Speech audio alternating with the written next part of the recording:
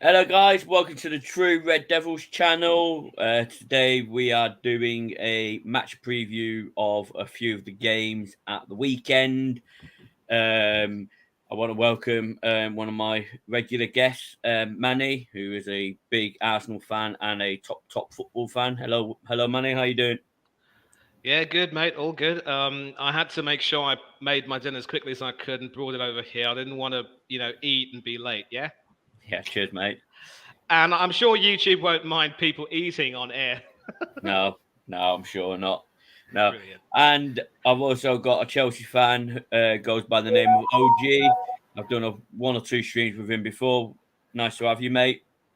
Cheers, man. Cheers, man. All good here. Nice and sunny where I am. I don't know what it is here. It's the curtains are still shut. I ain't opened them. Oh, Yeah, okay. yeah. So let's get down to business. Obviously we've got a few decent games at the weekend. Um, let's start with this one, just because none of us support them. And let's start with Manchester City versus Southampton, kicking off at 3 o'clock tomorrow. OG, what do you think? What do you think will happen? Southampton is a weird team, you know. I mean, I remember beating them last year 6-0, and then they beat us all of a sudden 2-1. And then I was thinking, oh, maybe this Southampton team is serious. They got that midfielder Lavelle, and they got Ward Prowse there. Of course, they're a team. They got that chemistry. They always end up making one or two youth prospects or foreign prospects that a bigger team will end up buying. But then they go and lose against who they lose against? Sorry, they Well, lost 2-1 the other day against Against um, Everton, mind you. against Everton. Lampard Sorry, that's it. It was company. against, and I was like, Lampard actually is doing it, and I was like, I thought Southampton were a good team this year. So honestly, I'm not expecting a lot. I'm not expecting a lot. I don't think. I don't know, man. Maybe I'm biased because they beat Chelsea. I'm still a bit sour, but uh, I'm everyone hoping they beats Everton. nick a draw. Like, I'm hoping, because I'm sure when they came playing against Everton, they assumed they're going to win, so they played to win. But against Mm, City, they're playing to lose. They're going to try to draw, counter attack, just nick it. So hopefully they get a draw. But the reality is, Haaland breaks all the gates. You could defend as much as he wants. He'll get one at the least. yeah, That's my probably. money. Uh, What score prediction? they can't seem to keep a clean sheet, can they? What's the City? So City can't keep a clean sheet, but they keep scoring. So I'm gonna go for a 3-1, and it's gonna be a little bit frustrating for City. But then when they break through, they'll get one or two, and 3-1 will be the end Mhm. result. I think. Manny, Don't what don't do bet you? on it. Manny, what do you think will happen? Here's the thing with Southampton. Everything that OG said about Southampton being good enough to beat Chelsea and then flattering to deceive against the likes of Everton, it sort of sums it all up. Teams can have those one or two great results against the big teams, and they're sort of in paradise for a bit of time, and then it's sort of back down to reality. It's almost like when a minnow knocks over a giant in the FA Cup, Yeah, paradise for years, and then it's back to life, back to reality. We know the score. You all know the song. And yeah, so Southampton, in my opinion, pretty much overachieved when they beat Chelsea. And I think the true measure of how they play is pretty much by how they struggle, as you would say, OG, to not just keep a clean sheet, as you would say, but also to try and get a win under difficult circumstances. They've obviously tried some new players. The goalkeeper, the Irish goalkeeper, Bazunu, has come on in and certainly done quite well. I don't know if Bazunu is on loan or if he's a permanent signing from Southampton, from Manchester City, because he was on their books. So if he is on loan from City, let me just take a look and see if he is. Because if he's on loan and he can't play, then they're going to No, have to he revert signed. to No, he signed. what? Oh, Permanent that's sign. perfect. he's Perfect, a good perfect, keeper. perfect. Yeah, So yeah, so he will obviously be relishing the chance to come back to the Etihad and try and prove his worth. Having said that, only one team this season has stopped City from scoring uh, more than one goal, and that is Aston Villa of all teams. They actually could have nicked a win there, and Newcastle, of course, had that amazing draw, and they also that 3-3 and City beat West Ham only by 2-0. So they've started to get into their stride. They can score goals. It will take an almighty defensive effort to stop them, and I don't have any faith. As good as Bazunu is, he has also been letting in a lot of goals. I seriously don't have any faith that they will be able to stop that onslaught. So I'm going to be conservative and say 3-0. And it's amazing how Haaland was denied a Champions League hat-trick when Guardiola brought on Cole Palmer. I wonder if it would be wise to put a wager on him scoring a hat-trick against Southampton. Yeah, I mean, could happen. Apparently, Bazunu signed for Southampton for 12 million. Oh, that's a pretty good price. Yeah. How about Laval? Is he on loan? Is he playing? Permanent 5-year deal. Permanent signing. So that's it. He's playing as well. Okay, I mean, that gives me some confidence. Yeah, before I give my prediction, I'm just going to go through the comments. Welcome to Night Reader. Thank you for following my channel. I noticed you did that about half hour ago. Thank you very much. I don't know if you follow me on Instagram. Please tell me if you do, or unless you just find me on here. I appreciate it either way. Chelsea Dan says, big up Manny, big up David, and big up my brother OG. And then he goes to say he had to bring that up. He was poor that game. Night Reader Basula, and he hates City so much. Join the club. Everyone does. Yep. United family, big up guys, big up Manny and OG. Chelsea Dan has put, Night Reader, I'm afraid Man City, good team, but Liverpool, Chelsea be only top team to stop them this season. Your opinion, Dan? That's cool. Chelsea are rubbish, as you know. And Night Reader says, no IG. So obviously going to the City Southampton game.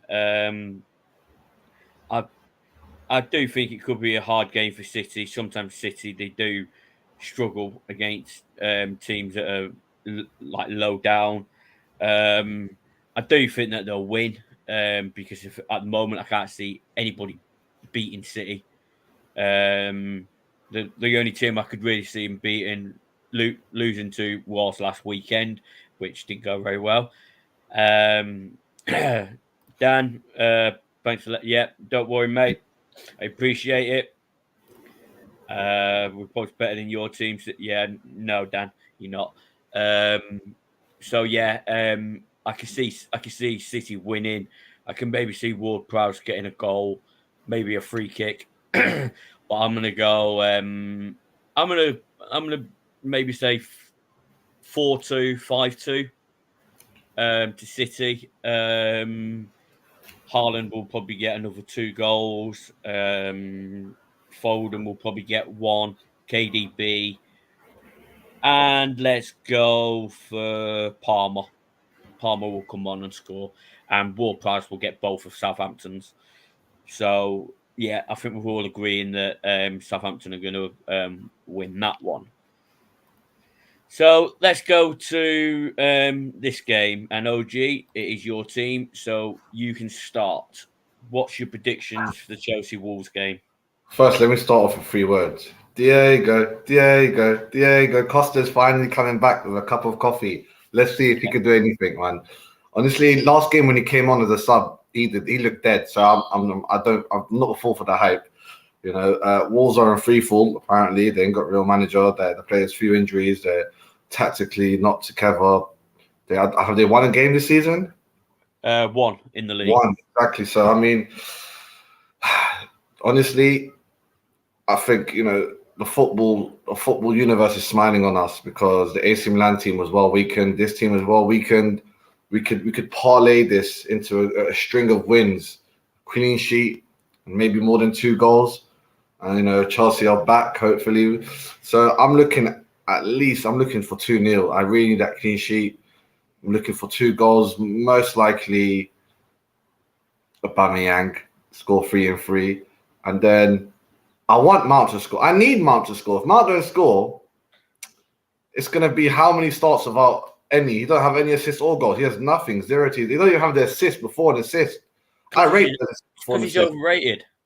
Oh, but last year, if he could do what he done last year, 21 GNA, We'll be happy. We'll be like, yeah, he's back. But I'm like, how can Yeah, we go? but if Mount knew how to take a penalty, you'd have 2 cups. Oh, that's a good one. No, but come on. The first one, I always go, why would you put on a keeper that just won the African Nation? You should just let him play. You shouldn't bring on Kepa, and Kepa missed the penalty. However, I'm actually backing Kepa now. He's 28 years old. I saw an article saying goalkeepers are like fine wine. After a certain age, they become, juicy. And I believe that. Most goalkeepers are in their prime in their 30s, play till they're 40 these days, thanks to sports science. Hopefully, Kepa is upgraded.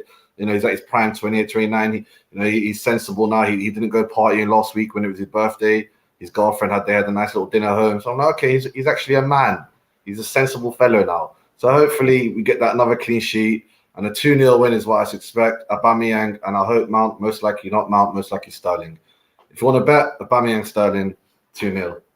No. Well, it looks like Chelsea Dan agrees with you. He also says, OG, we just same page. I'll put this one on. How, like, if you got beat off like Brentford, Brighton and City, what think you're not better than us? Man United because you go to this season. Hey, Dan, it's your opinion, mate. Just wait for a few weeks and when we beat you. Chelsea Dan, he's put, Manny, I so want you to come on my show, bro. How do I follow you on social media? I don't have Facebook. Dan, if you wait until the end of the show, we'll discuss all that at the end of the show. For 2 reasons. One, it makes you have to stay to the very end. And if you do have to go, I'll make sure I'll let you know how to get Manny's details. But you have to stay and watch the end of the show. Exactly, because the worst thing we can do is sort of big up our own channels during a show on another person's channel. It's just not. It's not good etiquette, you see. That's cool. Okay, Manny, what do you think for Chelsea Wolves? Obama who? Chelsea and Wolves game. Obama what? Yeah. Obama blood clot. Yes, my guy. Yeah, I am happy that he has settled into life at Chelsea. It's amazing how, at one point we would see the likes of Cole and Fabregas go to Chelsea, Giroud go to Chelsea, and then we get your rejects like David Luiz and Willian. Willian actually had a good season before he came to us, and I think it just completely went to pot. It's sad, really. And of course, Petr Cech. Now, of course, it's sort of the pendulum swinging the other way. You've got one of ours, and he's done well with you. I think he's found. He obviously loves London, and I think he enjoys the challenge of playing in the team that is in the Champions League, that has a solid record of doing well domestically and in Europe. And the way he's been reassured by Potter that he has a future at Chelsea, and obviously has people, praising how professional he is, that's the way you get the best out of him. And I know it's only 2 games, 2 goals and 2, and he's played about 4, I think, if I'm not wrong. That's 3 Champions League games and 1 Premier League game. But look, these are decent returns, and if well begun is half done, then you're in for a world of absolute fun. And you can drop a few rhymes, you see. Yeah, and so listen, I don't understand, OG, how you can only predict a 2-0 win against a Wolves team, given that you slaughtered AC Milan 3-0, and that was a game for which I was on the watch along with. You might know of Hanno's Coach Corner, another Chelsea fan. Yeah, of course. Yeah. And so we both were following that game because that was really the only interesting game worth watching. And as you said, that AC Milan team were weakened because obviously there was no Ibrahimovic. Their goalkeeper, Mannion, I think, was injured. So Tataru Sanu came in, made a few saves, but, he had... There was more injuries than that. There was other players like Hernandez and, even Leao. They saved his energy by taking him off early.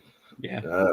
I see what you mean. Why am I here? Come on, up the charts, man. He's on my channel, bro. I'm here, bro. I'm saying I'm a football man. I'm not a football man. Can't I be here? I get that. But, from what we saw, OG, that AC Milan team did have some talent, the likes of De Ketelaere and Leao, Benacer, and... Benacer didn't play well, shockingly. He had a few touches. I mean, Tonali obviously had a decent game, but Tonali as well. the way you were able to sort of get in behind them and score those goals, I mean, that was quite brilliant. And Mount could have scored, but he just went a bit off. So if you guys were able to beat that AC Milan team 3-0, I can't understand how you could predict only a 2-0 win against the Wolves because team. Wolves are going to play defensively. They're not going to think they could win. AC Milan actually, in Champions League, it seems like they all think they could win. I mean, everyone in our group, I think, is a champion of their own league. Even if it's a Croatian league, even if it's just Syria. Who? Chelsea didn't win the league. Okay, other than Chelsea, everyone in our group's a champion of their respective country. So they probably think, right, we're not going to fear Chelsea. That's when Chelsea do well. When a team actually thinks they're going to beat them, But these Wolves, they're going to come in very tactical defensive. So on top of that, on top of that, you were saying we'll make changes. Let's just say we are 2-0 up. We'll make changes that will dampen the game, that will kill the game. I don't really like that, United fans used to talk about of Carrick. Like I'm not a big fan of bringing in players like J5 so we could dampen it, like Kante, so we could calm it down and defensively control it. I'd rather give people like Dennis Zakaria a chance, give Ziyech again and Pulisic more minutes. Let them try score again. But I could see us getting 1 or 2 and then shutting shop. Mm-hmm. That may be fair, but here's the thing: if Potter decides to go with a 2-man defense, he'll obviously want to bring on someone like maybe a Werner or someone else as a sub, and then you could easily get another goal. So this could very well be a battle where a game where the midfield decides everything, and if the midfield is as good as it was that day, then no matter how defensive Wolves will be, they will get knocked down. I'm also going to disagree with you on Diego Costa, because when he came on against West Ham, granted he wasn't exactly, he didn't really have that much in terms of recent match play, but he did look quite sharp. He certainly showed by getting up for some headers that he still had the energy, and I think he could very well end up scoring a few for Wolves, and maybe being the difference between them, going down and staying up. Chelsea should still win 3-1 for me, but it would be something if Costa were to come back and score. That would be a story. That sounds like a Hollywood script to me, mate. That's like when Lampard scored against us on Man City. We do get a fair share of former players scoring against us. Hopefully, Diego is not one of them, because he will celebrate. Because he's an arsehole. Some subterfuge there. I might have to look that up. I mean, for me, 3-1. For me, it's tough. It's going to be a tough game. I mean, I don't know if Wolves have got injuries, unfortunately, but I think Ruben Neves, Moutinho, I think they'll do well if they're playing. And I think Diego Costa will get a winning goal in about the 88th minute, rip his shirt off, run down to the line. I like an idiot. Yeah, probably get sent off, and then probably it'll be VAR and it'll be took out. A bit like what Richarlison did for Spurs. No, Diego. Yeah, I don't know. I think Chelsea will win. I don't think it'll be easy. I think it'll be a 2-1 win for Chelsea, if I'm truly honest. But it wouldn't surprise me if Wolves get the win. Whoa! I know. I don't know. Granted, I said Chelsea would lose last week. Against AC or against 2-1 against Palace? Yeah. And in all honesty, Chelsea were lucky because Thiago Silva should have been sent off for starters for the handball. So I think maybe it could be difficult for them. I don't think it'll be very comfortable win. Might be wrong, but you're not a betting man, are you? Or sometimes? Not really. I do sometimes. Well, watch out. They're addictive, those apps. But boy, if you put Wolves to win, from what I've seen, Wolves to win 9-1, and then Wolves to win and over 2.5 goals, which is 2-1 win. Diego Costa to score, it was 15-1. That's pretty good odds. Not bad. Chelsea down. Who's this guy, David? Only joking, bro. What Everton game? I'll get to the Everton game in a minute, mate. Don't worry about that. Manny, we may as well go to the second biggest game of the weekend. The second, second biggest game of the weekend. Arsenal versus Liverpool. It's a title challenger versus a relegation battler. So, Manny, you're the Arsenal fan here. So, what's your take on it? Mate, listen, the worst thing that we can do is suddenly start getting gassed up and thinking that, we've got this in the bag and we should be able to You give do. Liverpool a tough game. Uh, that could be our worst enemy because here's the thing. A lot of these teams like Liverpool and Chelsea have a nasty habit of saving their best performances for the Arsenal. And history is witness to that. In addition, I think the biggest issues with Liverpool is that we know that they can score goals, and their midfield is still working quite well. But defensively, I'm not going to say that they're a shambles. I did say that last night on the watch along, and I ended up getting slightly clapped for that, if you will. But Hey, you can they say do, what you want. Manny, you can say what you want on my channel, mate. Trust me. and that's why I love you. And Yeah. so I mean, I think it must be said that with the way Dick Van Dyke is playing right now, they are a bit of a shambles. It must be said. He's having a dreadful season right now. A mate of mine on that watch along trying to put it down to the injuries to Andy Robertson, and obviously the fact that with there being so many changes, the defense has been affected. But having played at the top level for so long, let's not forget. Van Dijk is an established international with the Netherlands, and I think he invariably ends up captaining the team. So he should have the experience and know how to play very well. One thing I will definitely say, and I will have to be very quick because I have to pop off for just 1 minute, but I am coming back, is that Klopp will have his team motivated to make sure that they, get a response and play very well. He will have the team a little bit more organised. I would like to think that again, this is another game where the battle will be won in midfield. We'll probably play our first choice midfield of Partey, Xhaka, and Odegaard, despite the star turn of Vieira last night. I think Liverpool are probably going to look to attack Vieira as a potential weak link, and maybe they'll try and wind up Granit Xhaka a little bit and see if they can niggle him a little bit. Liverpool still have a pretty potent strike force, and I think it's only a matter of time before Salah, who has a few assists, starts to score again. And of course, with Diaz, Nunes, and company in the team, Liverpool are going to get goals. But we do look solid for the most part. The only issue is our defense should be on its game, and there should be no mistakes from anyone, whether it's White or Gabriel or even, God forbid, Saliba. And at left back, I would like to see Zinchenko because he offers a lot more in terms of the high press. He's a lot more attacking, but Tierney can come on for 20 or 30 minutes and tidy everything up. I'm going to sort of predict a draw. I'm not going to go crazy and predict a win, but I'm definitely not going to be negative and predict a loss. There should be goals in this game. Desmond. 2-2. Oh. So, Manny. And with that, I'm going to have to say ta-ta for a little bit. Yeah, what were you saying? No, I was just going to say, how long are you going to be? Not more than 2 minutes. Okay, cool. That's cool. We might as well wait for Manny before we discuss our predictions. I'll go through the chat. Up to Chelsea says, yes, Dan. Chelsea Dad says, love it, OG. Chelsea Dan thinks Liverpool are going to win 3-1. Night Reader says Arsenal's going to win 5-0. Wow. 5-0. Yeah. If that happened, that'll be like the changing of the gods, That'll be like, you're no longer relevant. Chelsea says, David, that's why I love this guy. Manny, always truth on facts about his team. He's not like Tony. Sorry, Tony, we all love you, but Manny talk truth. Yeah, but listen, who is like Tony? It seems that every Arsenal fan is very conservative. I think he's all right.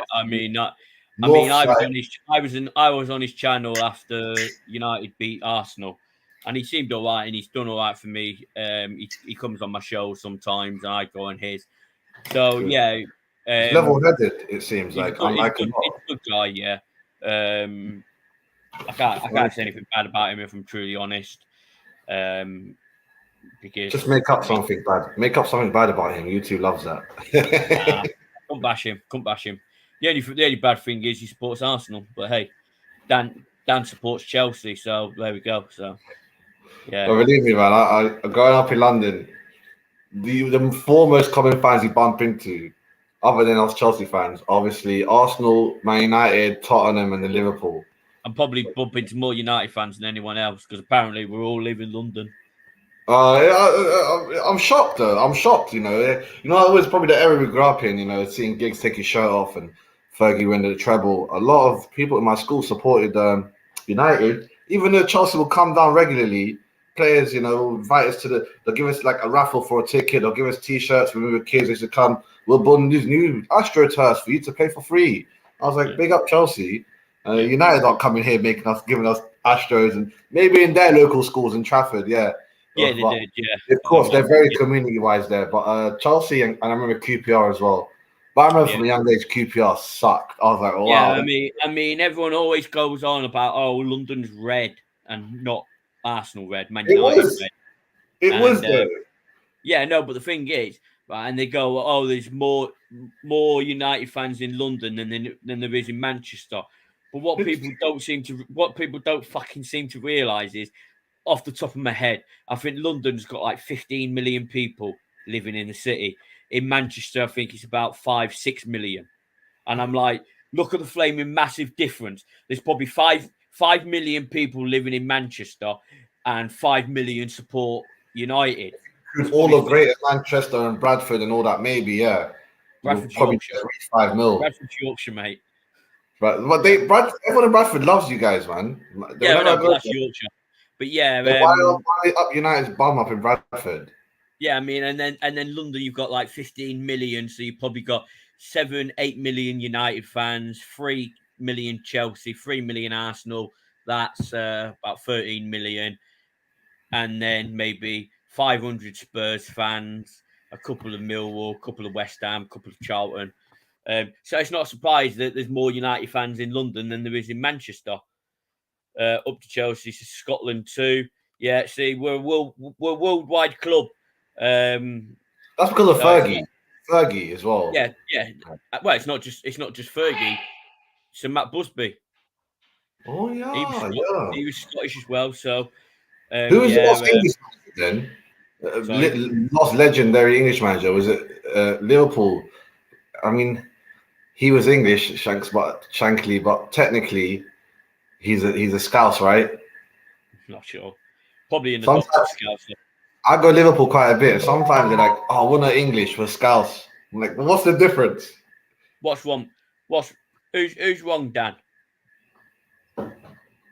You try and tell me it's not Scottish. There's not many United fans in. Bro, Dan, London's full of United fans, bro. It's just full of them, man.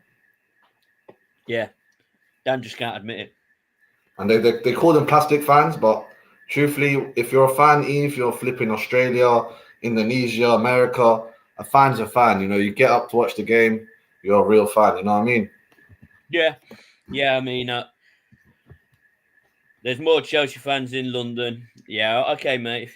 So United got 7 million, Chelsea 4 million, Arsenal 3 million. There you go, Dan. You checked it online? Sorry? Did you check it online? No, I'm just estimating it. If you checked online, United probably have some crazy numbers of fans worldwide, like crazy numbers. Yeah. Let me have a football fans in London.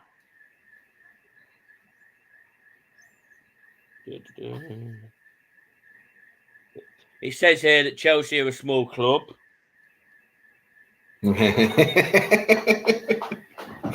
What dodgy website are you on? It says Dan's the only Chelsea fan in London. Yeah. Dan moved out of London. He went to the Fresh Airville. No one supports Spurs, OG. Some people support. What do you mean, bro? People support Spurs. I've been to North London. It's a university in North London. There's hella white T-shirts out there. Mm-hmm. Yeah. No one supports Spurs. To be honest, up to Chelsea, the only one I know is DG Spurs. Alan as well, from the Time Added On podcast. He comes on Football Terrace quite a bit. You know Alan? No. Do you watch Football Terrace or you anti-Terry? No, I've not done that one yet. No. Terry's a cool guy, man. He's a cool guy, nice fellow. Trying to find stats, but no, it's not really saying. It's just literally showing the London clubs. So I thought there'd be like a pie chart online. yeah, probably. Most supported, no, most fans of. I'll put Man United in London, and then that might help. Terry's a fake United fan. Whoa. He gets called a lot of things on the Football Terrace. They call him an secret Arsenal fan. Some years they call him a secret Chelsea fan. Depends on whose year it is. Yeah. It's a I bit mean, here rude, we go. This was done last September, as in last year, and it says more Man United fans live in London than in the club's home city. But as I said, fucking London's much bigger, so it's Yeah. I see someone said big up the Asian fans. yeah. And It Dan says said 18% of United fans live in London, with just 14%. in Asia. Chelsea, Must be crazy. where my brother David being only Man United fan that we don't know. Fellas, I do apologise. 2 No, minutes no, turn don't to worry 5 about it, mate. minutes. Yeah, That's fine, mate. so we finished with Chelsea and Wolves. Did you go too far, or how far have you gone? No, we were Well, you- literally just saying that there's more United fans in London than anything else. So yeah, I'll go with my prediction for Arsenal, Liverpool. I said earlier in the week, I said Arsenal's toughest game this week would have been last night because you changed the team, you didn't know about them, and Liverpool are shit. I've said it all season. Virgil van Dijk is looking more like a Sunday League footballer. Trent Alexander's looking like I don't know. he's a good Somebody, midfielder. I suppose Trent Alexander's looking like an ice skater, like who can't stay on his feet because he just literally. So I think it's going to be an easy win for Arsenal. I mean, where is it? Is it at Arsenal? Not like it really matters. I believe it's at the Emirates Stadium.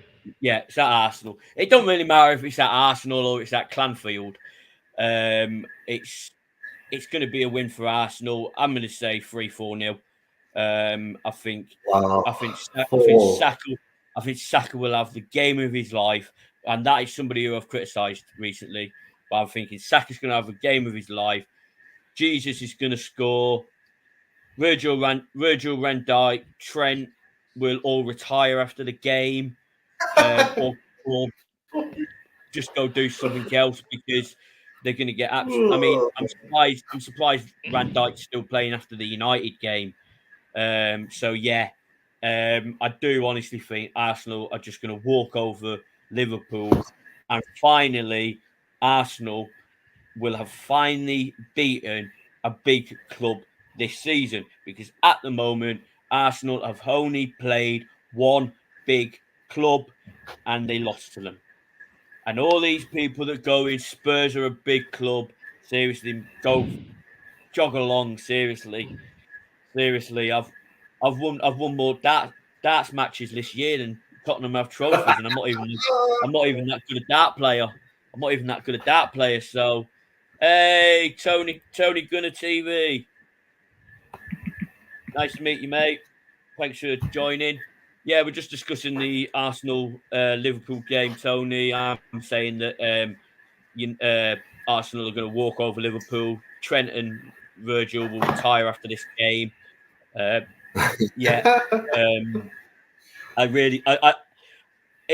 People could say I hate Liverpool. Yes, I fucking do, but they're shit. I've said it all season, and Arsenal are just going to walk all over them. Let me just go to Chelsea down a sec. Tony says, big up Manny and OG. Tony put, me and OG are mates with Terry. He's proper United fan, but he knows Chelsea are going to be a scary team. Then Man United. He's bantering you, Terry, man. Terry's a good guy, man. He's a real United fan, of course. Oh no, I'm not saying he's fake. For somebody in, I don't even know this Terry. So the Football Terrace. I may have seen him. I don't know. Second biggest channel probably online. And I'd have to hear Terry say that himself, because for me, you could just be bullshitting.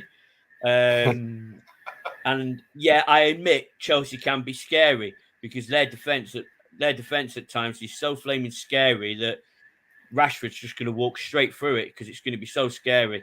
So when United play Chelsea, right? I'll say this now: your defense will be scary because your defense is going to be full of ghosts because Rashford's just going to go straight through them. So yeah, that if that's what you mean, your team's going to be scary. Your defense is just going to be a bunch of ghosts. Rashford's Yeah, but how about yesterday? Weren't you concerned yesterday? No, I thought it was a team called ammonium nitrate. That's a chemical. Like, how did you struggle? Hey, we got the win. And to be honest, we Yeah, didn't actually it was a good struggle. goal from Martial. We didn't really struggle in the first half. We were attacking really well. I mean, their goalkeeper made 2 fantastic saves, and then Sancho and Malacia fucked up. They got a good goal, and then he brought Rashford off the bench, and as everybody knows, Rashford's my boy. He came on, 2 goals, 2 assists. 2 goals, 1 assist. Fantastic. So yeah, Night Reader. Dave, there's talk about Arsenal being interested in Rashford, but as an Arsenal fan, I can tell you, United will not want to let Rashford go, and I suggest you hold on to him. Oh, we're not going to prize him. We're not going to prize him from your cold, dead fingers, yeah? Oh, trust me, you will not get Rashford. I mean, why we're discussing that? Manny, would you like him? I rated him, and I still rate him. Obviously, when it came to his performances for England in Euro 2016, I mean, if that old windbag Hodgson had used him a lot more, given him more time, I know it's ifs and buts, sweets and nuts, we'd all have a Merry Christmas, but we never would have gone out at the second stage to Iceland the way we did. And of course, it would have made you happy to see the then Manchester City goalkeeper Joe Hart having a dreadful game. But as an England fan, you must have been hopping mad. Yeah. Yeah. So go ahead. Hold on. Here's Mason. Everybody, hold on. Dan, I'll send it. Cheers, mate. Thank you very much. Mason, hello, mate. Big up to you. Another Arsenal fan. This one's a bit deluded, but it's fine. It's all right. Rashford ain't going to us, no way, unless United's stupid. I rate him highly. There you go, Mason. Yeah. Exactly. And, ever since his performances for England and, of course, with United, he's, gone from strength to strength. The biggest fear that I had was that last season he did start to go a bit off the boil, especially in lieu of the whole Euro 20. Last season he was shit. Especially in lieu of the whole Euro 2021 kerfuffle and the whole controversy that followed and his political activism. You could see that it was starting to affect him. And there was a part of me that thought that this could very well be the time if United were to somehow cut their losses with him. Maybe we should go for him. I mean, he would be an upgrade on Eddie Nketiah any day of the week. Yep. But then Ten Hag... Nah, I love Martinelli. High energy. He's good, but I honestly think that if Rashford signed for fucking hell, Arsenal, he'd walk into the starting lineup all day long. Well, that'd be healthy competition either way. But, but that's also good. Mason says he feeds the kids. Yeah, you know he's fed you, mate. Yeah, I mean, now with the cost of living crisis, a lot of people are having to choose between heating and eating. I think, supermarkets will be needed more than ever. But, of course, Ten Hag's come in and sort of made it very clear that he values him highly and wants to give him a chance to develop, sees him as the future. But I think there's a part of me that believes that Ten Hag has told him that this will be his last chance at United. And I think Rashford has responded magnificently. Sometimes when you've got some talented players, David, you've got to let them know. If they go off the ball, you've got to let them know that that they are valued and that they are an asset and that they will lend a lot more to the team. Absolutely, but there can be no shortcuts, no more Mr. Nice, good fella. You just got to go back to basics, and Rashford has responded well. And it would be a travesty if he doesn't make the England squad because him coming off the bench, of course, would definitely lend an extra dimension when Kane and whoever starts along with him, if any, get tired. So I like the way he's recovered. I like the way he's playing. If he can just, I mean, against City, he looked a little bit off the. I know he scored again yesterday. He is beginning to prove to be a squad player in some respects. But Tony, there are some ways in which he can improve. Whenever he's come on in the Premiership, he hasn't really been able to get to the pace of the game. And I will talk a bit more. He didn't do much against Man United. Yeah. Then again, not a lot of Arsenal players did that day. But yeah, not really. No. But so Rashford will stay at United. I rate him. I hope he develops and gets back to the level that he was. I hope he makes the World Cup squad, and life goes on. We persevere with Jesus, Martinelli, and Nketiah. As long as he doesn't perform against Arsenal, you're happy. Yeah, exactly. OG, before we ask for your prediction for the Arsenal-Liverpool game, would you have Rashford at Chelsea?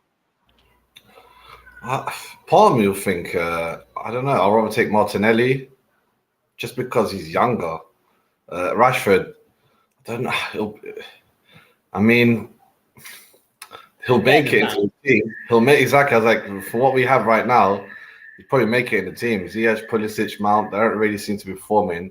I do want to see Pulisic given more chances. However, as a season as a whole, all the games included, I wouldn't say no to Rashford, but at the same time, you guys would probably ask for a lot of money if, PSG or Munich did come in for them. Probably ask for a nice amount of money. 150 at least. I'll say 100 max, like not 50. You have to add the 50. Hey, no offense. If fucking Grealish goes for 100 million, then Rashford's worth at least 50 million more. So, yeah. Before, 1 second, I'm just going to ask a question for the thingy. Dan, Tony, Mason, would you have Rashford at your club? Put it in the comments. Let's go back to OG and what's your predictions for the Arsenal-Liverpool game? And then after that, we'll see what they say in the comments.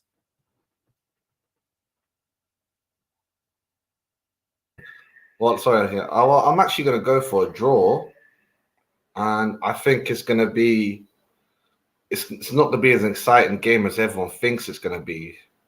It's like a boxing match where people say, "Oh, this is definitely going to end in a knockout." I do. Sorry, mate. I do. Yeah. I've literally just seen something, and with you being a Chelsea fan, apparently, I don't know if it's a fucking joke, so bear with me. Apparently, from the 2023-24 season, Chelsea are going to be named the London Cowboys. And it says, and that's, you mean the stadium or the team? That's from Bowley. Chelsea's renamed the Cowboys, announces Bowley. That makes no sense, man. I'm almost going to go on my phone. I don't know. I've literally just seen it come up on my Twitter. Go back, and I'll try and find more. It is satire. He tries doing that, and those fans are going to be up in arms. Believe you me. We haven't even had a stadium. That'll be worse than what the Cardiff chairman did when he changed them from blue to red. Yeah, exactly. Sorry, OG. We haven't even renamed the stadium. How are we going to jump from that to give? Most teams are giving their stadium rights away, like Arsenal and Newcastle, and we're going to jump from that all the way to we're going to change our whole name and logo and everything. That'll be crazy. I mean, maybe one day when the Super League finally gets pushed through, but not right now, man. That must be some kind of fake news or troll out there. Yeah, some stupid troll. You get a lot of those on Twitter. It's ridiculous. It really is. Oh my days. We will sell a stadium name. Don't be surprised in 2-3 years we're called, the Sportswear's Stamford Bridge, or what I'm saying, Venom Stamford Bridge, some next mediocre, company. I mean, Arsenal called the Emirates for how long? The Emirates Stadium. That name's going to go in a couple of decades. We'll see how long it lasts. Yeah, but then you'll get another. Sorry, OG. Go back to what you were saying. You think it'd be a draw? I don't know what we need him means. I think that's for Rashford. But you guys could keep Rashford, man. He's not going to go. He's not going to go for anywhere 100 million for any of us, like maybe PSG. But I think it's going to be 2-2. Every single other person has been predicting these crazy scores: 3-1, 4-1, 4-0, 5-0, 5-1, 4-1, 4.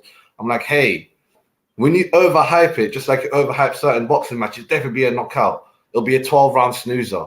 I could easily see it be a 1-1, or even if it's a 2-2, it won't be an exciting 2-2. It'll be one of those goals come out of nowhere, set pieces, etc. I foresee a draw. The odds are pretty good for a draw as well. There's 3-1 right now. It's decent. So I see a draw. I know none of you want a draw. I know none of you see a draw. I want a draw. It'll be nice if Liverpool drew and Arsenal. I'd have a draw.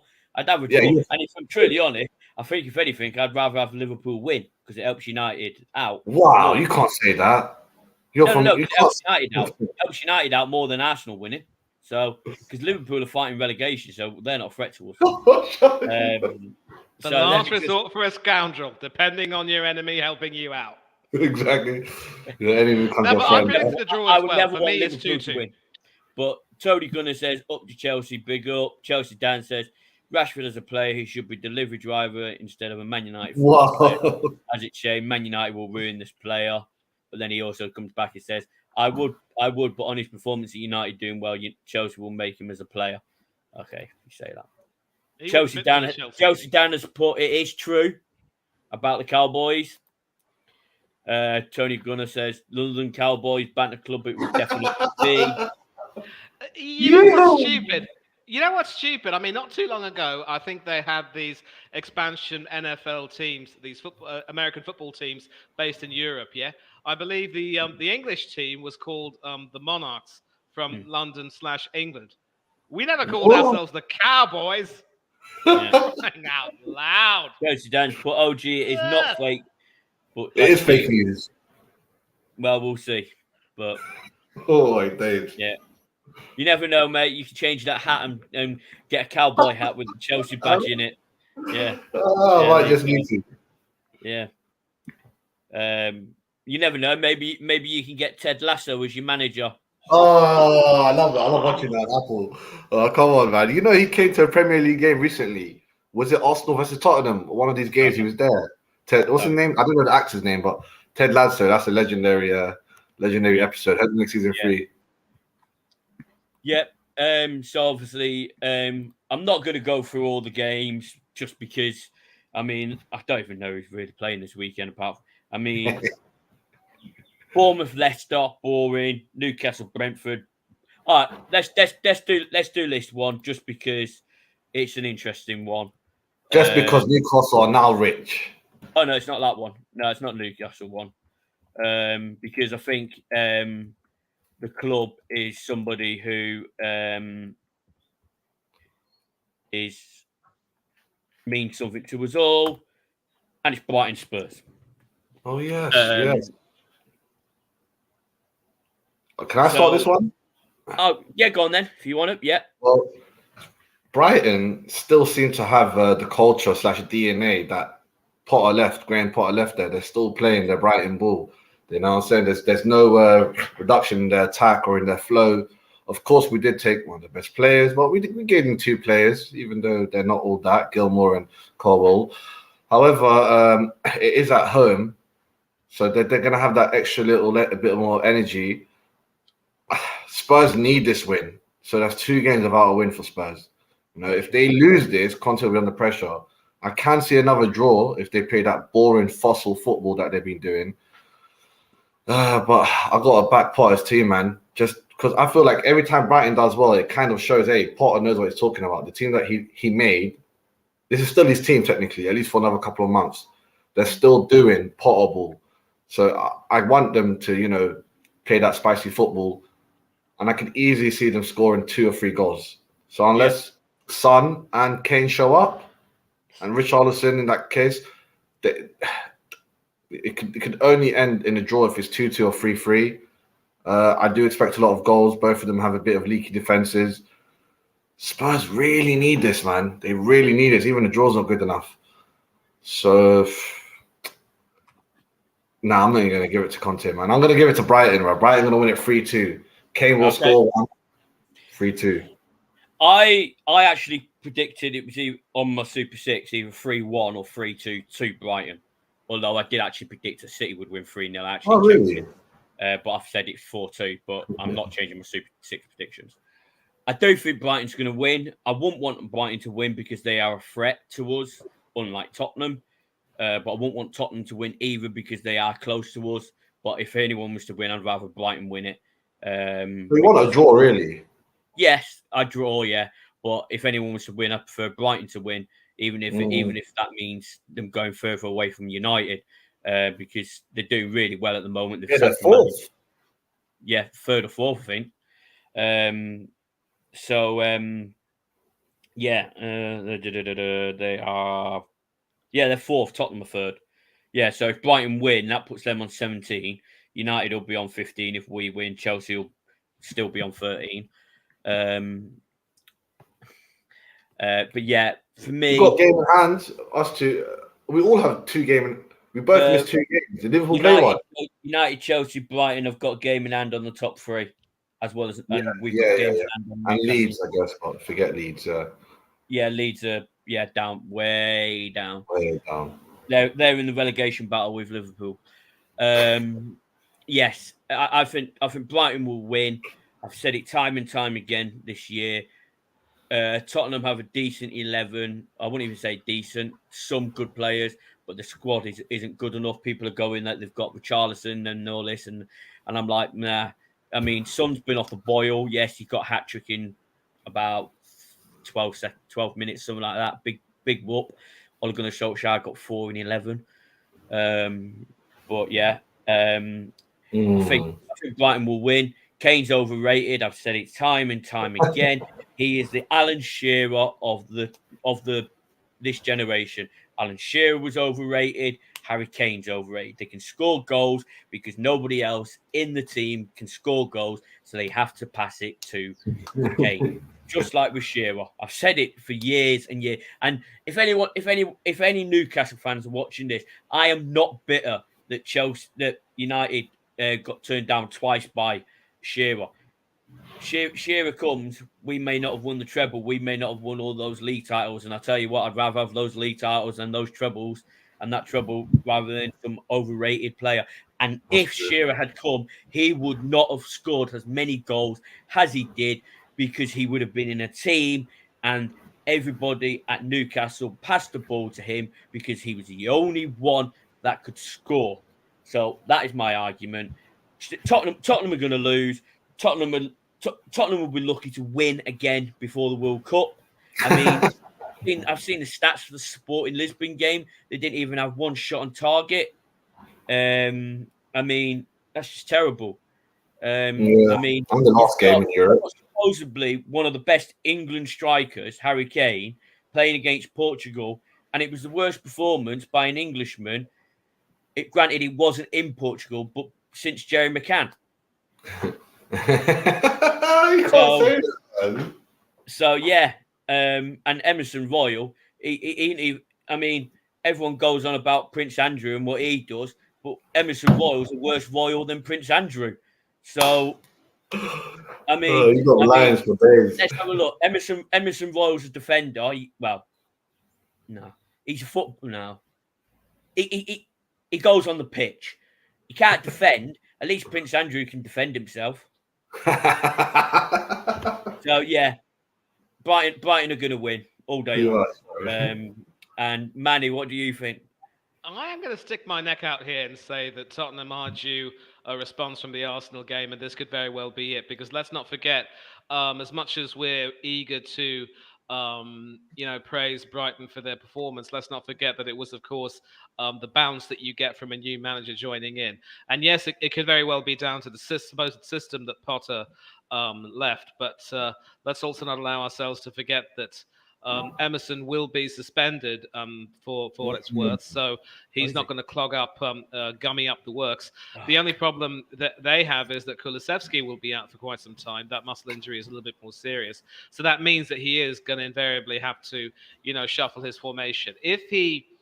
I hope and pray that he never plays that wretched back 3 formation for quite some time. If he goes to a back 4. That could possibly be something that could do well. Maybe though in. I mean, if it's a classic 4-4-2 with Kane and Son up front, at least that has a chance of having a little bit more solidity. Because invariably, if he decides to play Kane and Son up front and have a 3-5-2, I mean, you're not really going to counter Brighton's midfield. All you're going to do is just sort of clog it up. And that, at least with a 4-4-2, hopefully if Conte plays that, that will sort of provide a little bit more of an opportunity for some fluidity, and Tottenham will be due a response. I don't believe that having lost against Arsenal, playing some very defensive football, I think Conte will be smart enough not to make the same mistake twice in a row. You know how they say insanity is doing the same thing at least twice and expecting a different result? Conte's not insane. I mean, no, but I obviously Arsenal beat Tottenham 3-1. I said it's going to be 3-2 to Brighton, so it will be a different result. They'll score two goals at one. The result will be the same. The scoreline will be different. So let's, at the risk of being pedantic, I have to say that I think Tottenham are due a win. I think they will get their act together. I think there will be a response. There will be goals, but I'm going to go the opposite way and say 3-2 to the Hotspur. Okay. All right. Chelsea Dan says Shearer's overrated. I can't see those emojis; they're too small. He was animal, no way overrated. Deep down, all big clubs apart from Arsenal and Tottenham. Son and Minor, you can't say we didn't want him at our club. I didn't really understand that because it's sort of like saying, "Oh shit, I haven't plugged my fucking laptop in." Manny, just take over for 2 secs. Speak to Dan about Shearer. Yeah, let's dissect that. He's saying Shearer's overrated. He meant like that. He was an animal. No way overrated. Deep down, all the big clubs wanted him apart from Arsenal and Tottenham. I'm sure Tottenham would have taken him if they could somehow get him back then. Yeah, but you're talking the 90s. I know. I'll be honest, at least Tottenham won a trophy in the 90s, but they still weren't a big club. They won one trophy in 2007, the Carling Cup. It was against us. Won't forget that. Okay. Well, the Carling Cup doesn't even count. Hey, no, it does. Is that because it beat? Is it because it beat Chelsea? Manny, I can't hear you, mate. Manny. Tottenham actually did win another League Cup. I believe it was in 99 or 2000. That was long after Graham left Arsenal. He went to Tottenham and won silverware with them. It was 99. It was 99, 98, 99 season. United won everything apart from the League Cup. We lost to Tottenham in the 5th round. David Ginola, I think, destroyed us that day, but we had bigger things to win, and we allowed treble. The treble. And so I think the biggest testament to Shearer's play was pretty much when the noted football analyst / journalist / commentator Brian Glanville said that when Shearer retired from England jersey after Euro 2000, it was a blessing because that, as you say, David, it forced the team to sort of play a very boring style of football where, passes to him and headers from him were sort of par for the course. At least after he retired, the likes of Owen and Rooney and a few others had scope to do a little bit more. And, that was sort of the way it was. And Shearer really knew how to play for the most part one way. I'm sure he could have scored a few goals with his feet, but it was basically sort of one-way traffic to his head, boom, and then he'd wheel away in celebration. And, stupid celebration. Oh, look, stick a finger in the air. Yeah, and he never should have been made England captain after Tony Adams did such a great job under Terry Venables, and I could never forgive. I think Glenn Hoddle made an absolute blunder there. It made Shearer undroppable. England managers in the 90s were clowns. I'm sorry. I mean, how you did not play Bruce and Pallister for England? I was around. Tony Adams, in my opinion, was a great central defender. Rock. So yeah, but I don't understand why it wasn't Adams, Pallister, Adams, Bruce. Why Southgate? I never rated him. So no wonder we didn't qualify for the World Cup in '94. I mean, Graham Taylor was a clown. Like I say, don't think there's agree on Graham Taylor. Agree, absolutely agree. Some of his selections were stupid. Yes. I mean, Venables didn't do too badly, but Hoddle was tactically sound in some respects, but in terms of man management, he was an absolute idiot. Yeah. I mean, up to Chelsea, Southgate's a clown too. Yeah. that up to Chelsea, that actually sort of does look a bit like Cloud. Southgate. Yeah, he does. I'm going to actually say something here. Okay. I'm sure you. I think OG, you've only just started following me on my Instagram, haven't you? Yeah, I got your IG now. You naughty boy. I started following you halfway through the show, I think. Previous show that we did. Oh, yeah. I've seen a clip today of a certain somebody called Mark Goldbridge. And Nice. he's a clown.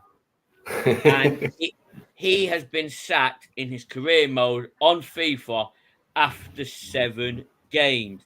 I just want to say on my FIFA career mode, I'm top of the league, by the way. So Southgate's a clown, so's Goldbridge.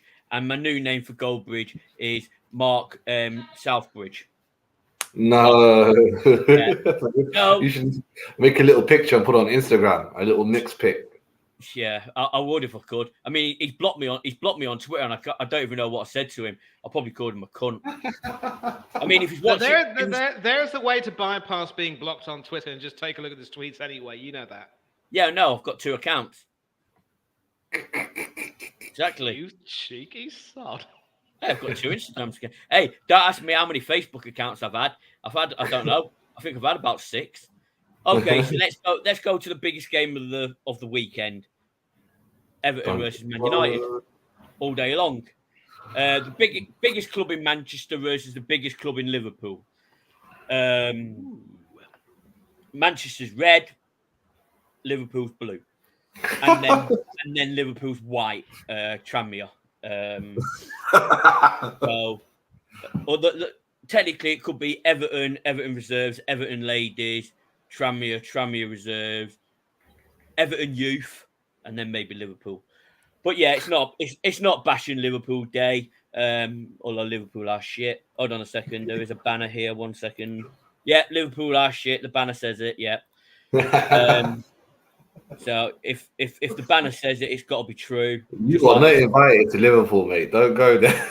If I go Liverpool, mate, I ain't going in the car. I won't have any fucking tyres on it. Got a tank. So yeah, Night Reader says everywhere is blue. Night Reader, I thought you were a United fan. Yeah.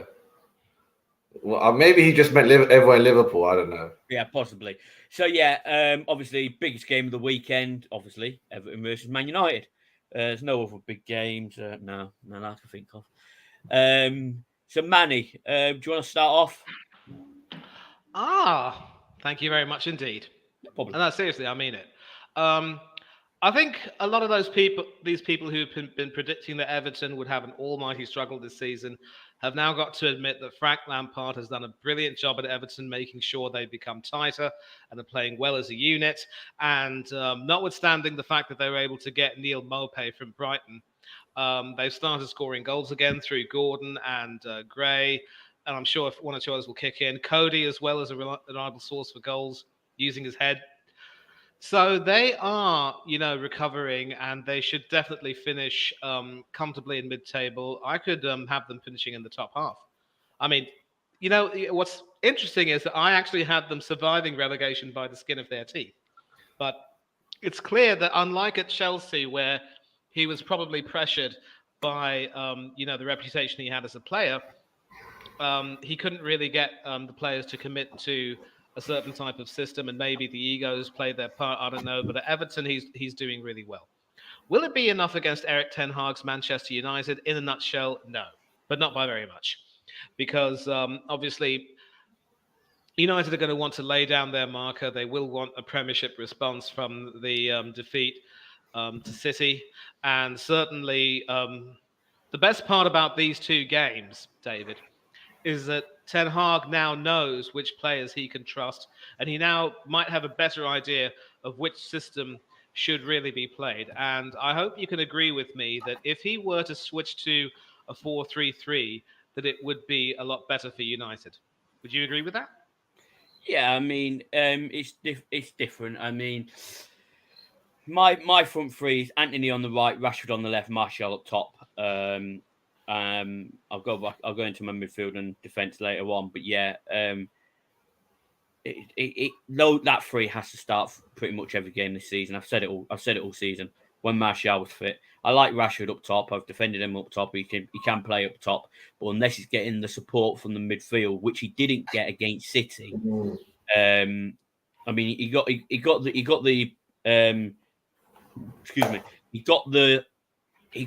assist. He got the support during the Arsenal game, but for City, no, he didn't.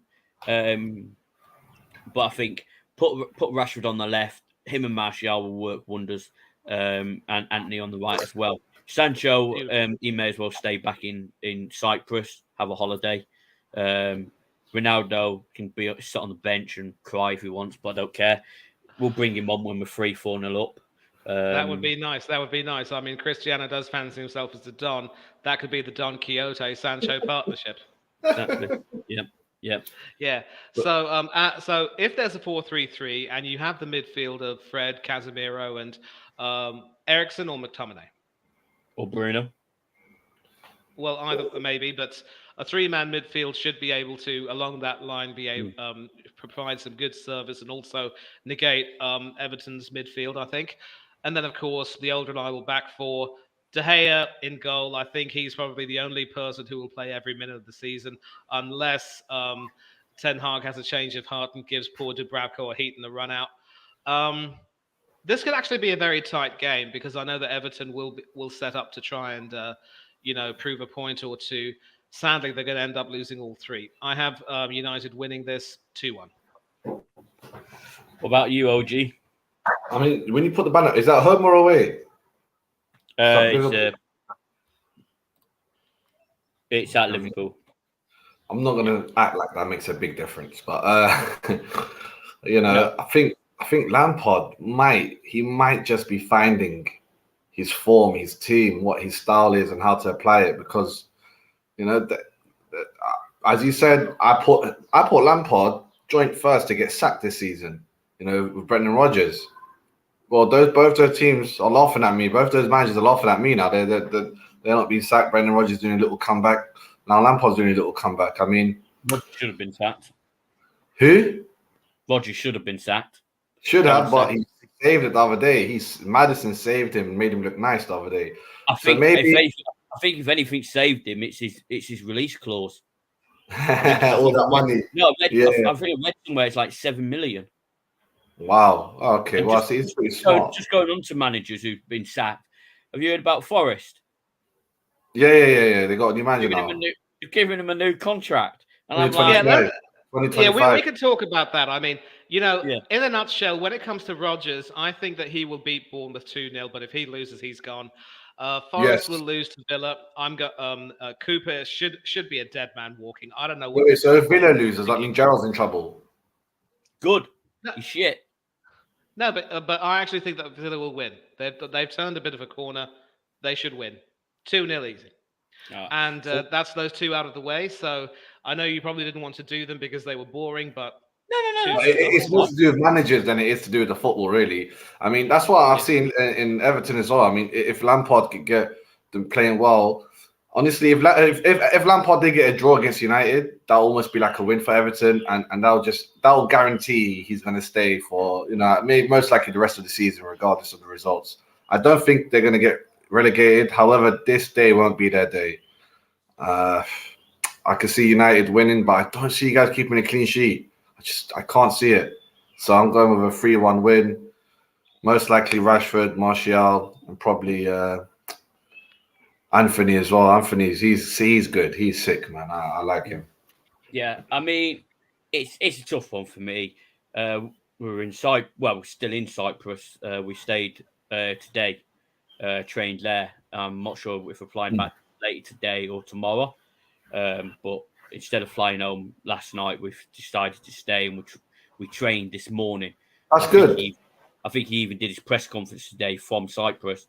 He thinks Varane's going to be back, which is a bonus. So I would play De Gea in goal, Dalot at right back, Varane and Martinez, and I would bring Luke Shaw in. Luke Shaw? Yep. Yes, Luke Shaw. How about Tyler? I thought Malacia was poor against City. I thought he was poor again last night, and both games Luke Shaw came on and he looked much better. And and I do rate Luke Shaw. My last name's Shaw. He's my brother from another mother. And I do think that Luke Shaw should start. Nothing really bad. Molassi's done anything bad as such, but I mean he what you call it? What mistake did he make yesterday? He was at fault for one of the goal. He was at fault for the first goal. Sancho was at fault as well. He passed the ball back to Molassia, and it was a bad pass, but Molassia just lost control of it, and they went up the other end and scored. Chelsea Dan, I can't believe I'm not on this show. Yeah, sorry Dan, I didn't want too many of the same fans, and I've not had OG before, so and you obviously you was on Wednesday. So I wanted to mix it up a bit. So no offense to you. Chelsea Dan, Luke Shaw, who? It's my brother from another mother. As you looking to beat that team in UEFA, who cares? We still won. Night Reader says you deluded, Dan.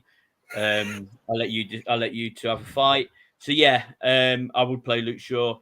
I'd play Fred Miro in the centre with Bruno, Rashford on the left, Anthony on the right, Martial up top. I've said for weeks I want to see Fred Miro play.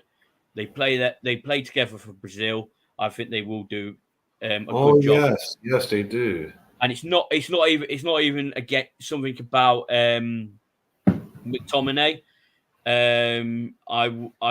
He's done, in my opinion, he's done nothing wrong against Arsenal, Liverpool, Southampton, Leicester. He was one of our best players.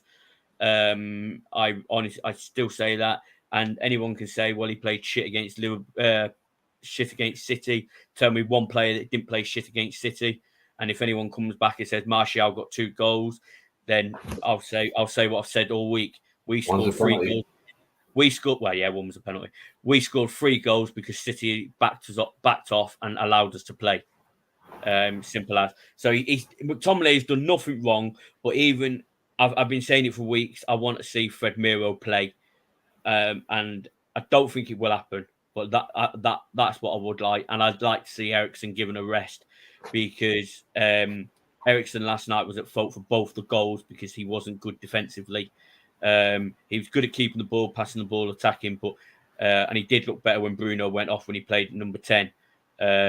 But yeah, I would maybe give him a rest. I didn't even when we signed him, I didn't even think he'd be playing this many games. I thought he'd be rotated. But I think as far as I know, he's played every game this season. Maybe he didn't play the first Europa League game, but yeah, I'm very surprised that he played so well. I mean, people have come out and said that he's been one of our best signings this season. Personally, I don't think he has. He's done well. He's done well to hold up the midfield and stuff. But for me, I want to see assists. I want to see goals from my midfield, and that goes for Fred, McTominay, Bruno. So I want to see more from Eriksen, in my opinion. Everyone says he's good at passing the ball. I don't think he's got an assist yet for United. Really? I may be wrong.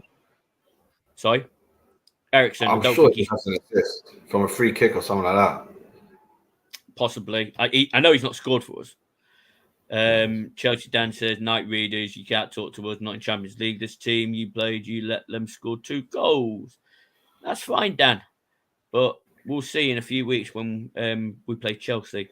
But yeah, I'm going to go for 4-0.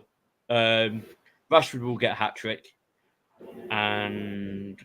Hat-trick hero. And Luke Shaw. Shaw's a sure thing, is it?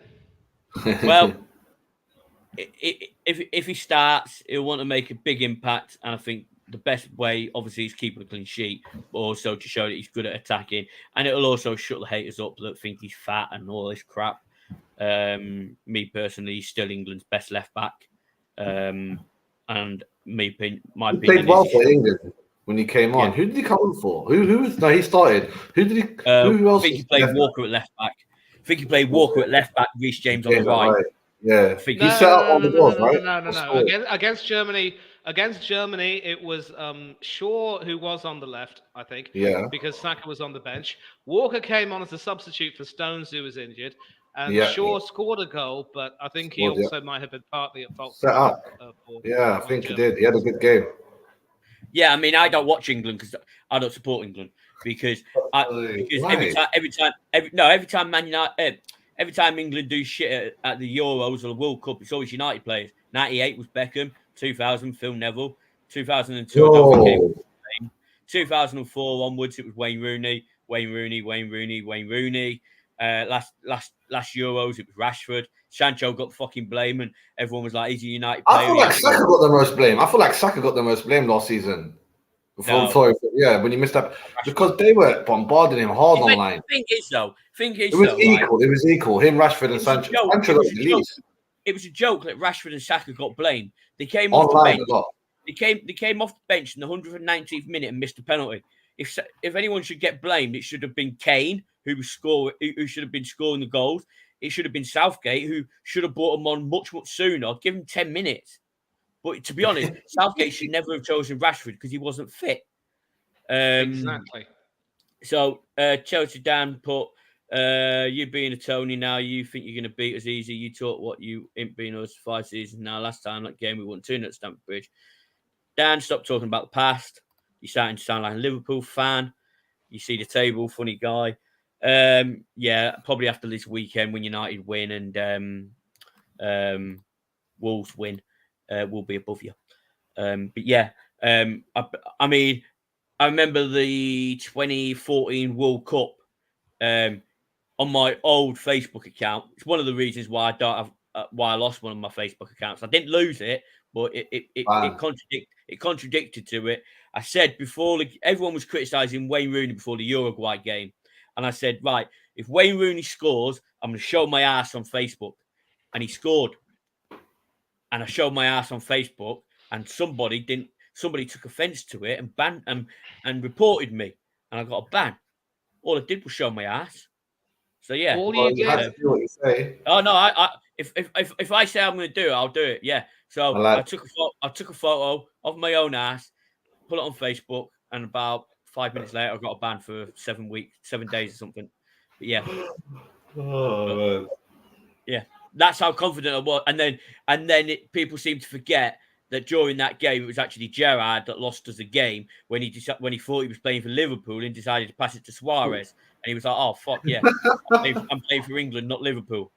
So yeah, and even then, Wayne Rooney still got the blame.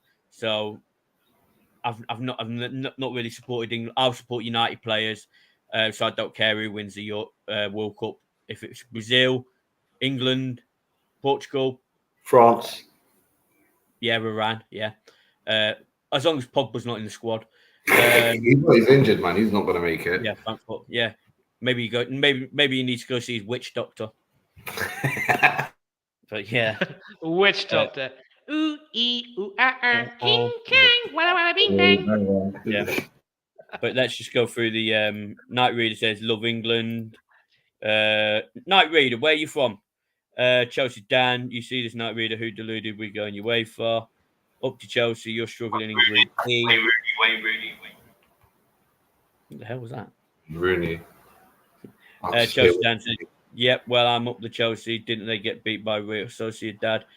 Dan, your spelling in that is absolute shit. I'm hoping your kid wrote that.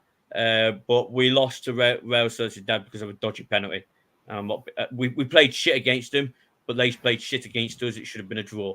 And they won because of a dodgy penalty. Chelsea Dan says, if you don't beat us, what are you going to say? You're going to talk more shit. That's for Night Reader. Okay. From Night Reader from Birmingham. Dan, you know me, Dan. If Chelsea beat United fair and square, I'll come on a show and I'll tell it how it is. I did it against Arsenal when we won. I came on, told them the truth. I said the first goal that was disallowed shouldn't have been disallowed. And I did a show last week after the City game and said City deserved to win. We only scored 3 goals because they backed off. So yeah, if Chelsea beat us, I'll come on and I'll speak the truth because I don't care what anybody says. Every time I put a post out on my Instagram, post out on my Facebook, or anything I say on a stream, I mean it. Yes, I came out and said I think Man United will win the league. That's because I thought it was. Now I say we won't win the league.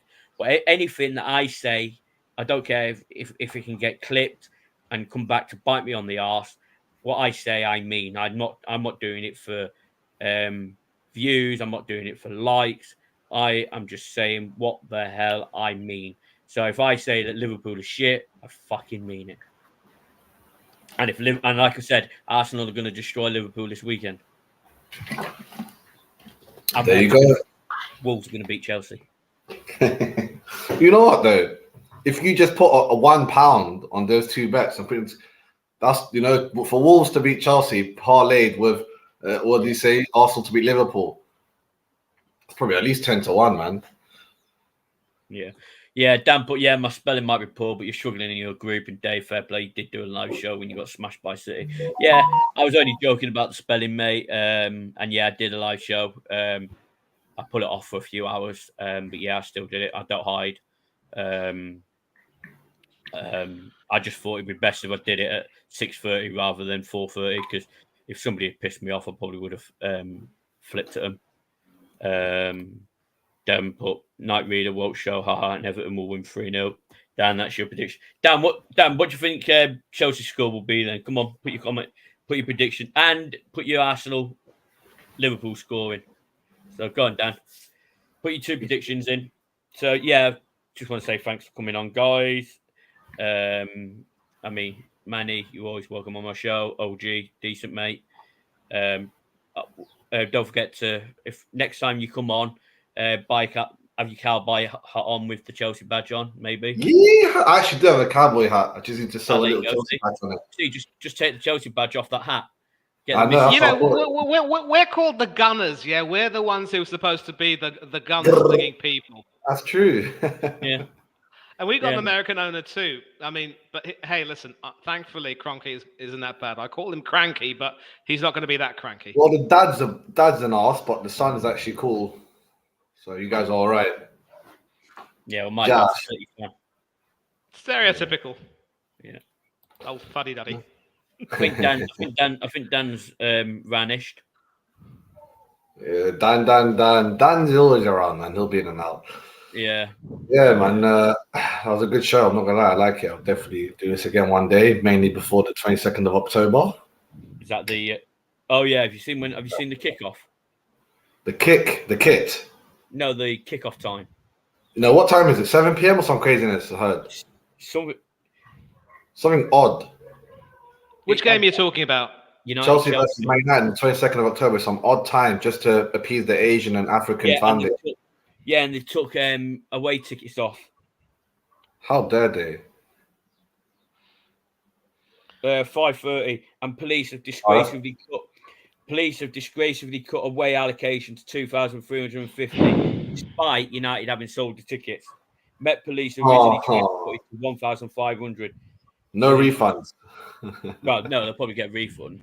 But I mean, it's saying here they can handle a state funeral with millions of people, but not 3,000 away fans. Yeah. I mean, it's easy for us, I guess. I'm not going to complain.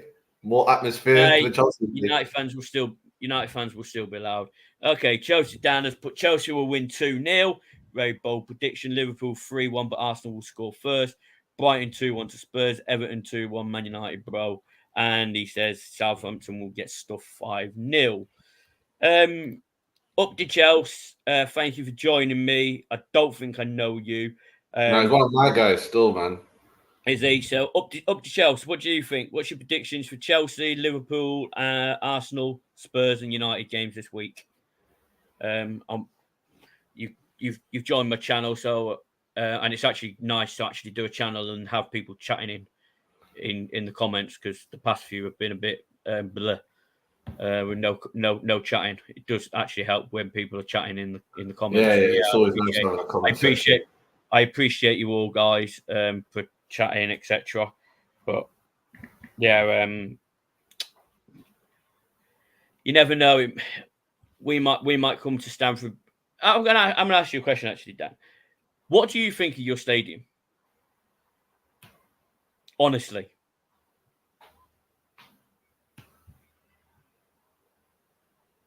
Let's see what it says. But what do you mean? Our stadium? Our small stadium? Oh, did I call you Dan? Sorry, mate. No, I mean, yeah, I love our stadium, bruv. It's one of the last. It's one of the last non-state of the art stadiums. But it can still pack out a lot of people. I mean, I was just watching Real Madrid game the other day, and the stadium just looks so far from the crowd. You know, same with Arsenal's new stadium. It is banging 10 out of 10. But you know what? The Arsenal one's a weird one because there's a lot of small, smart technologies they don't have that like Tottenham have. Tottenham have some crazy. I've seen a documentary on Tottenham Stadium. Their stadium is crazy. It is crazy. I have seen. They're going brewery. I went to Chelsea. I went to Chelsea a few years ago when we drew 2 each when Ross Barkley scored in the 200th minute.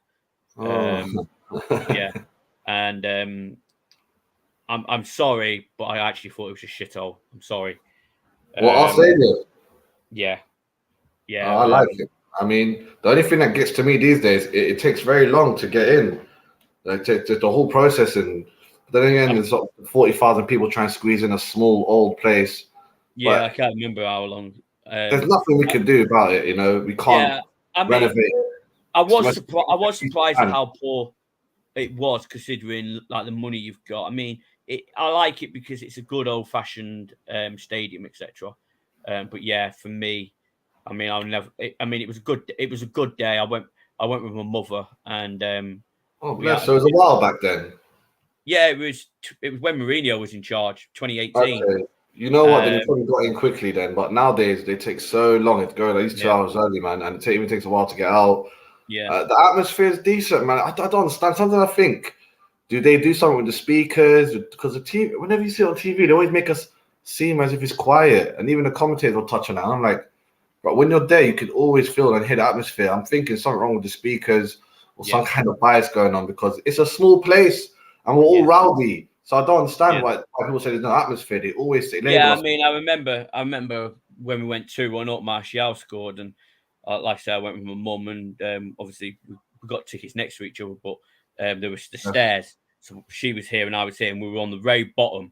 Thinking we went 2-1 up. I'm jumping around, celebrating, hugging the people next to me. I don't even fucking know. And I look over, and my mum's lying on the floor, and United fans have knocked her over. No. So, being the gentleman that I am, being the nice son that I am, I carried on celebrating and let other people pick my mum up. So yeah, because I'm such a nice guy. I just want to say hello to Arthur B. I don't know what your comment means. Barley. Don't know.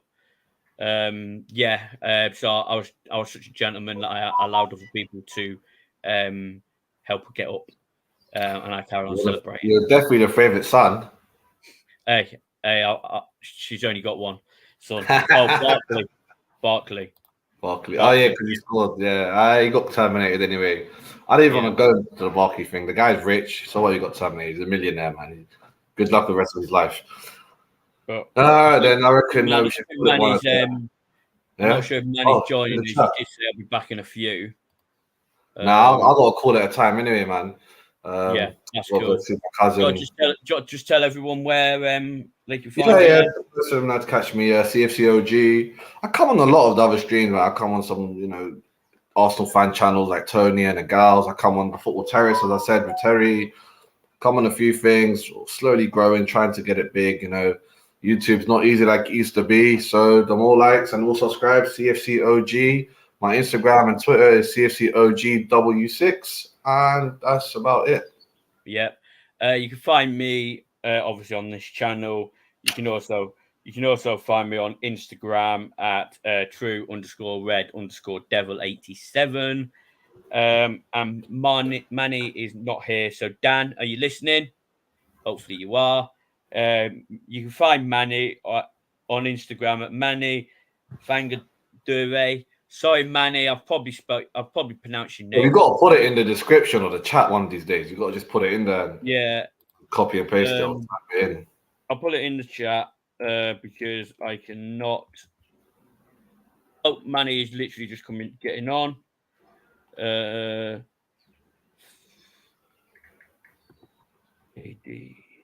I literally was about to say Ranganathan, and I was like, no, that's the wrong person. Nah, come on, he's a famous comedian, man. Yeah. I love him. I used to bump into him all the time in Russia with Bush when he goes to BBC. It's funny. Dan, that is, I think I've spelled it right. I think I have. If not, just go onto my Instagram and you'll be able to see him there. Oh, yeah. But yeah. I've got him. But yeah, OG, thanks for No, man. Next time, bro. Next time we'll do it on my channel as well, man. Back and forth. Yeah, man. That's cool. I don't mind. Are you going to wait for Manny to come back or? No, I'm gonna call it one, man. We actually done a good hour and a half, so I'm pretty proud of ourselves. And yeah, man, I'll leave it to you and Manny, man. Peace out, and sub and like, guys. Thank you. Come on, Wolves. You too. Take care. Yeah. Yes, guys. Thank you for being in the chat. Like I said earlier on, it does help when people are chatting. Hello, Manny. Yeah, the worst part is I was watching everything on my mobile, and he just left before I came back. So first of all, yes, you did spell it correctly. It is Manny Thangathara 1981. You can also find me on Twitter at just Thangathara 1981. That's my surname and my year of birth. You can find me over there just expressing my opinion on all things Arsenal, also some politics and a few other mundane things. I get into a few debates with these Arteta sexuals, as they're called, and there are still a few of us who are not willing to get hyped up on the Arteta bandwagon just yet because he still has to prove himself. But listen, we can compliment him on the results, and you can find me on some other channels on YouTube. I don't have a YouTube channel of my own. But obviously, I'm happy to be here on the True Red Devils podcast. Very enjoyable. Two old school guys right now just shooting the breeze, talking about the way it was, the way it is, and the way it might end up being for better or worse. And we have a lot in common, and we enjoy each other's company, and we bounce off each other really well. And I hope to be on a lot more of your streams, mate. Thank you very much for having me. Yeah, thank you. I mean, I've been on match review shows before, and I was like, should I do one? Should I not do one? Dan's just added you. He is a good bloke. You'll get along well. Yeah, and I thought, I'll do one, see how it goes. And like I said, Manny, it has helped because it's so much better when people are chatting. I did when me and Dan did the show on Wednesday. I don't think anyone was chatting, and it was like it flopped. If I'm truly honest, so yeah, I've enjoyed this. I mean, I enjoy all my channel, all my shows, like the show itself, but I'm disappointed if I don't get the views or if I don't get the comments, etc. So yeah, but today has been a very good one for me. That's great. That's great. That's great. I'm glad I Manny, I'm just gonna ask you one more football game actually that's happening tonight. Just because I know kicking off 8:00. What's your predictions for England USA women? Oh, the women's game. USA to win. It'll be a tight 1-2-1. Because England are going to be without Leah Williamson. She's been the sort of Bobby Moore figure that England have wanted for quite some time now. It will remain to be seen how it will affect the team. I think this might be the last of Steph Houghton in an England shirt, which is a shame. She's been an absolute colossus, although you never know. Maybe if she gets back into great form with Manchester City, she could force her way back in. We'll see what happens. And as a formality, I'm going to take as I said, Leicester City should beat Bournemouth 2-0 because Leicester are riding the crest of a wave right now. I think their attacking mojo is really good. Bournemouth really only know how to defend. So it should be a 2-0 win for me, but if Rodgers loses, he's out. Newcastle United versus Brentford. I see this game being a score draw, another 2-2, because Newcastle will want to attack, but so will Brentford. I see goals. I see some tough defending. Too tight to call. Yeah. Sunday's games. Yeah? Yeah, I mean, I've just been reading the team news for like England, not what the team is, but predictions. And obviously, I already knew about Alicia Russo's out, and it's saying here that they don't have a striker. So I mean, they predicted that Earps will start in goal, Bronze, Bright, Greenwood, Daly in defence, Walsh, Stanway, Kelly, Kirby, Hemp, and Mead will play. And I just don't understand. People can say I'm biased because I'm a United fan and I do watch the women, but I just don't understand why Ellie Toon's not starting. I just think it's absolutely crazy. I'm trying to think where.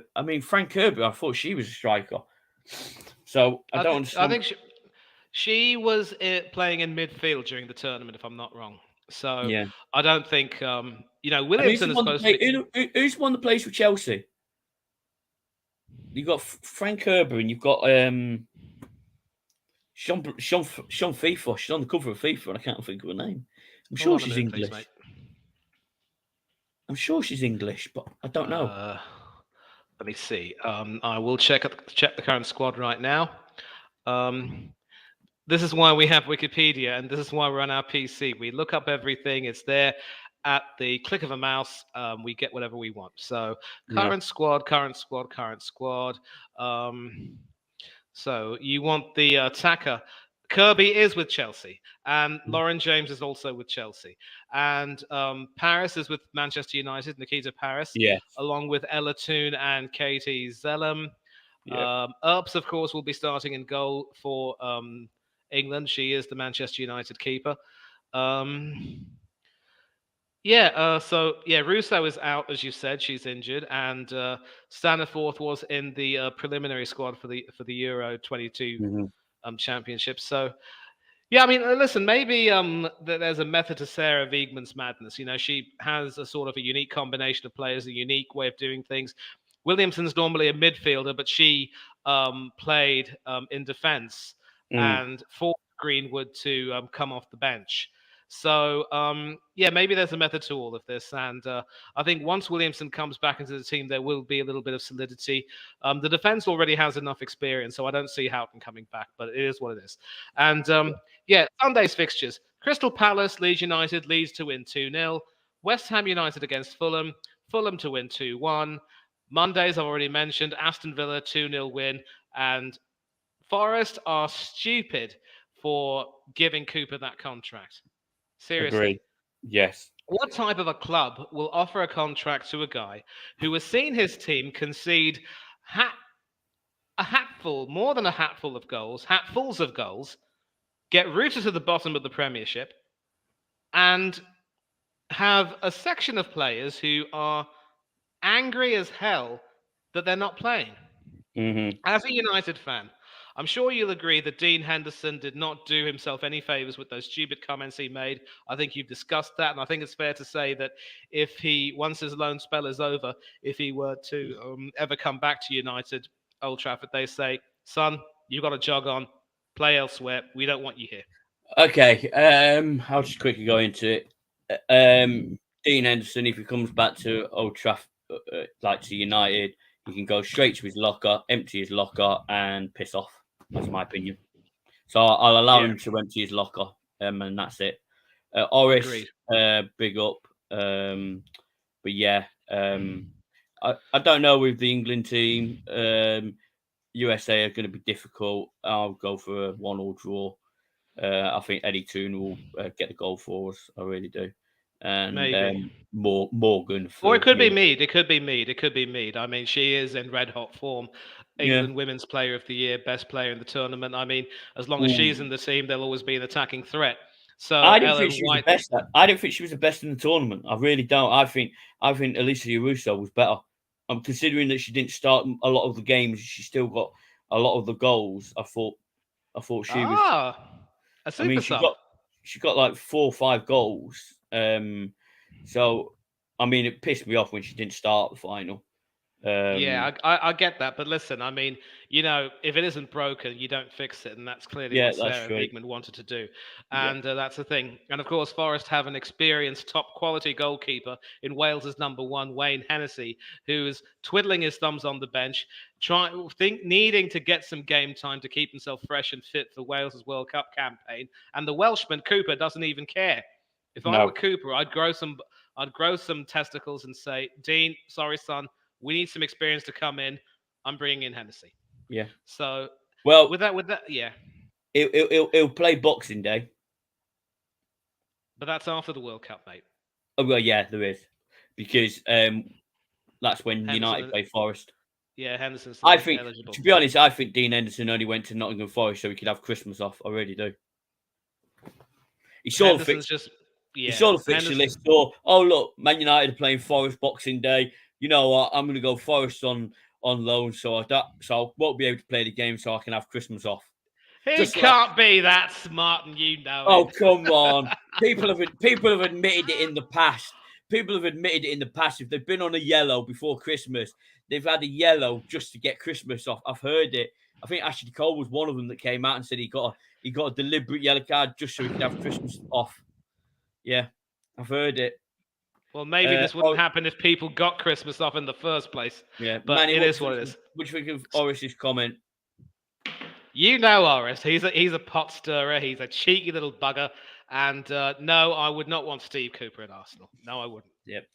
And with that, listen, I am going to sort of pop off because my stream's in 15 minutes. But Dave, once again, top bloke, top content, top channel. And I've had one top time tonight. I'll catch you sometime again this weekend, yeah? Yeah, maybe, yeah. Thank you, everyone, for coming on. And see you soon. Bye-bye. Bye.